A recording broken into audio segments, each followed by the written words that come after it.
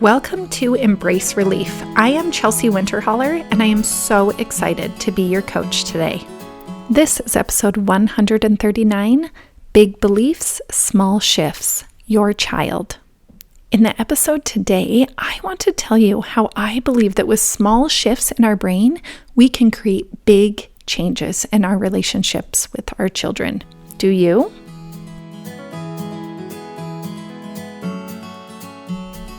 Hello. This morning, I was out on a walk and I was reminded of the power of very small and simple things in our lives. See, I was walking down a sidewalk, which is a miracle in and of itself because typically I walk in the middle of the road, much to my neighbor's chagrin. But I was walking down a sidewalk and I saw a huge crack in the middle of the sidewalk. And it just got me thinking, was this crack the result of someone coming in with a giant hammer and slamming it down on the concrete? And then all of a sudden, this crack came? No, this crack was caused by the slow, small growth from something festering underneath the concrete. Maybe it was a nearby tree, maybe it was a pebble that was not supposed to be there, but it was not a thrusting power that cracked this heavy concrete on this sidewalk. It was absolutely something way too small to measure that over days, over months, even maybe over a year, it had this effect of creating this big crack in the concrete. Now, when there's something so small that is festering in our brains for hours, days, or even weeks on end, you will end up in your relationships with giant divides. Small thoughts that you allow to spin in your brain can create big cracks, especially with those who are closest to you. So these next few weeks, we're going to tackle some thoughts that are not helpful in our lives. So they're just going to be short episodes where you will have the opportunity to reframe your brain a little bit and access some beliefs in your core about circumstances that you are going through in your life. So this week, we are going to talk about thoughts that do not help in your relationship with your child. Next week, we're going to talk about thoughts that don't help with your tech relationship with your child when you're having conversations there. And then throughout the month, we'll also jump into thoughts that don't help you in your relationships with yourself and with your spouse, and also just out in the community. In all of these situations, I know that focusing on your beliefs about the person or about the situation can shift everything for you. It can prevent that crack from even forming in the first place, and you can create an entirely different outcome. Now, notice I did not say by swapping your thoughts.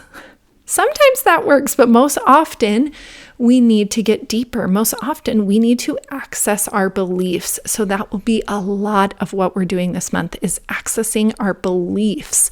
Now remember, a core belief is something that lives deep in your heart, deep in your core, whereas surface thoughts are things that come and go that may not be true. So in thoughts that don't help you in your relationship with your child, here's some. You can pick one that stands out to you, or you can pick one that maybe you have already thought today about your child. They might sound like this.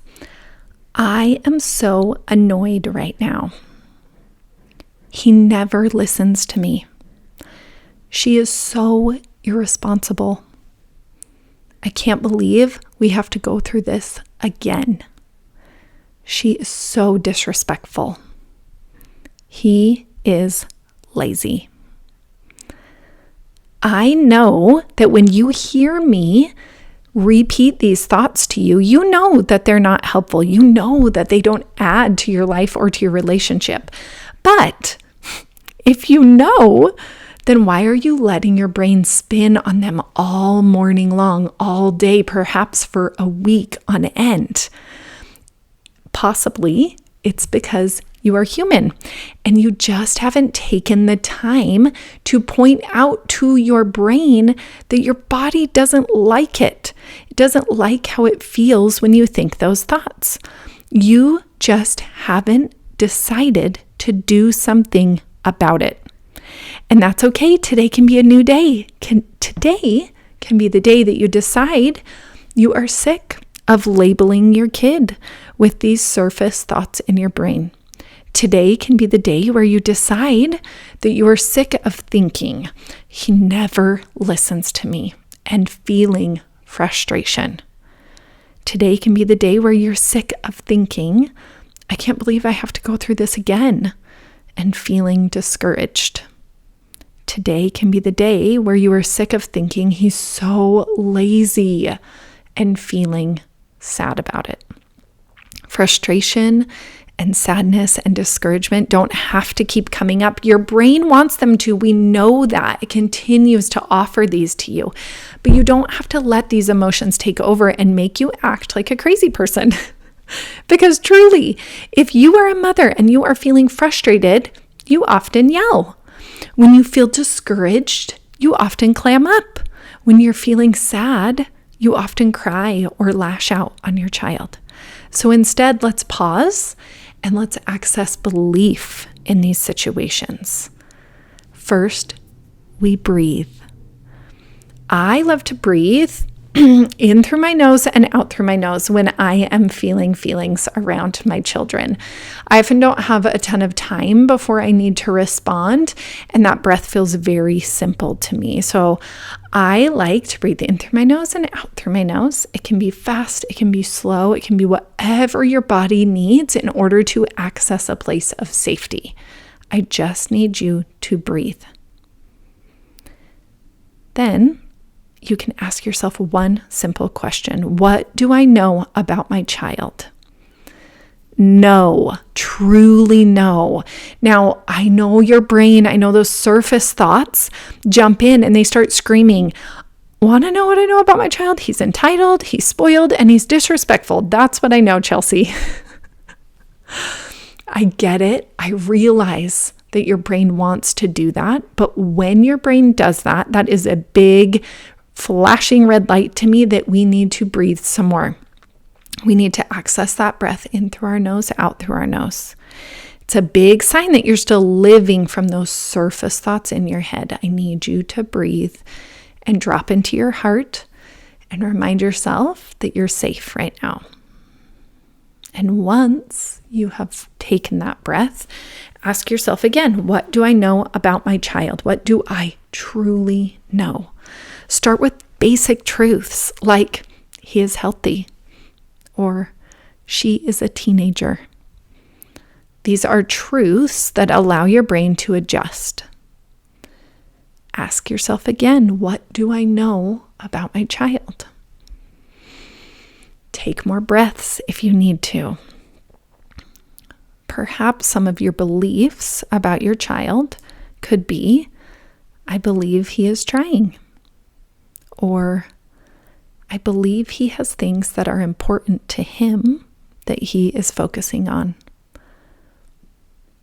Perhaps, I believe she is taking this opportunity to build her confidence. Or, I believe this is a time in my child's life where she is strengthening her resilience. Or I feel a deep love for him. Or I desire for my child to succeed. These are all beliefs, and beliefs feel different. They don't bring up feelings of frustration and discouragement and sadness. Last thing I want you to do is open your phone and make a new note. Title this note, Beliefs I Have.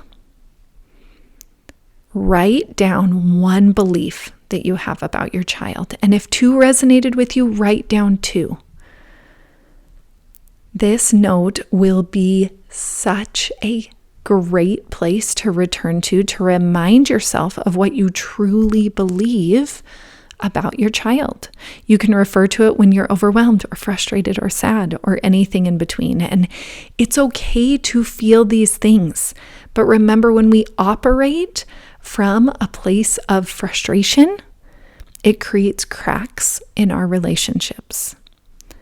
However, operating from your core beliefs brings peace. It brings relief. If this resonated with you today, I want you to do 2 things. Go to my website and set up a completely free consult. We can talk one-on-one. We can figure out what areas of your life you want to zoom in on and really figure out what emotions are fueling you today. And second, I would love you to share this podcast with a friend. If it resonated with you, it will definitely help them too. I'll see you soon, friends.